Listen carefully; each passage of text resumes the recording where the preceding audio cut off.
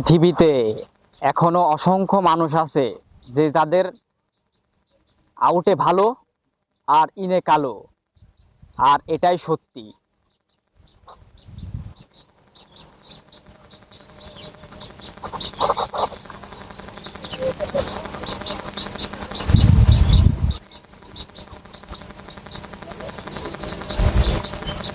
Content যদি মনে করি যে প্রতিনিয়ত পোস্ট করব, অবশ্যই পারি, কিন্তু পোস্ট করি না সময় আর পরিস্থিতির কারণে।